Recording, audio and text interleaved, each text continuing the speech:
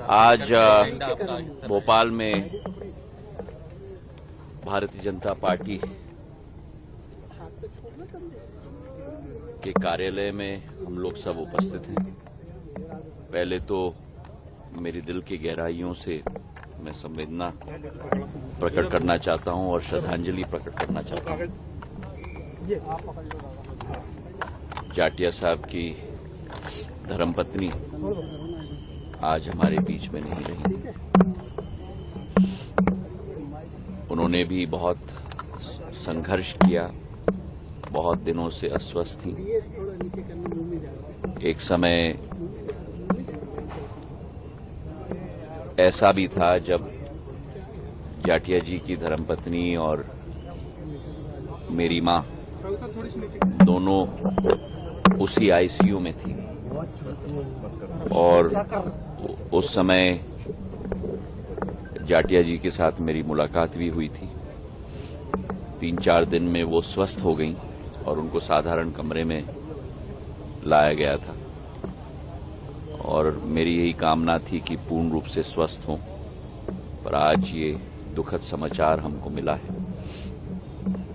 तो मेरी दिल की संवेदनाएं और श्रद्धांजलि जाटिया साहब के साथ हैं, क्योंकि केवल भारतीय जनता पार्टी के बहुत एक अनुभवी और सीनियर नेता केवल नहीं है, लेकिन मेरे परिवार के साथ उनका एक जुड़ाव है पिछले 3 पीढ़ियों से।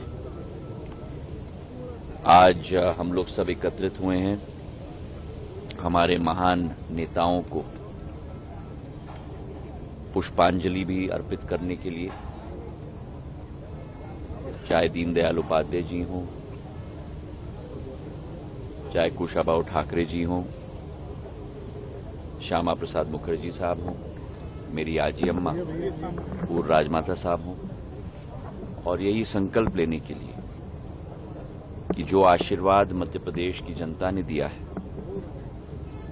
जो आशीर्वाद देश की जनता ने दिया है, प्रधानमंत्री जी के हाथों को देश की जनता ने मजबूत किया है। तीसरी बार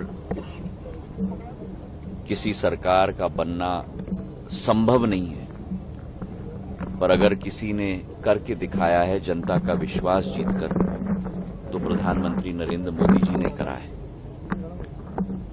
उनके नेतृत्व में एक बार फिर कैबिनेट मंत्री के रूप में कार्य करने का सौभाग्य मुझे प्राप्त हुआ है।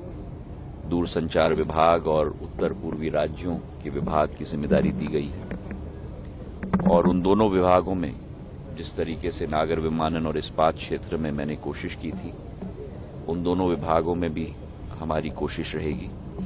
दोनों विभाग देश के कोने कोने से जुड़े हुए हैं।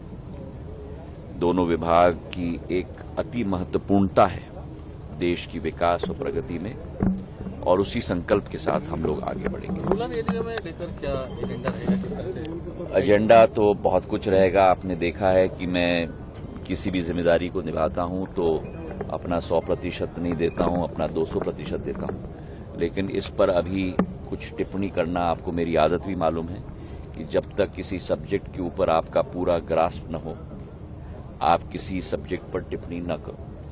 तो मुझे 1 हफ्ते का मोहलत दे दीजिएगा। अभी पूर्ण विभाग, दोनों डाक विभाग, दूरसंचार विभाग और उत्तर पूर्वी विभाग, दोनों की एक बात केवल समझ नहीं रहा हूं, लेकिन उसके साथ भविष्य की नीति भी मैं बना रहा हूं। और ये विश्वास आप रखिए कि देश की जनता के लिए, दूरसंचार के लिए, डाक विभाग के लिए और उत्तर पूर्वी क्षेत्र के लिए हर संभव प्रगति और प्रयास प्रधानमंत्री जी के नेतृत्व में हम लोग करेंगे। Sir, MPL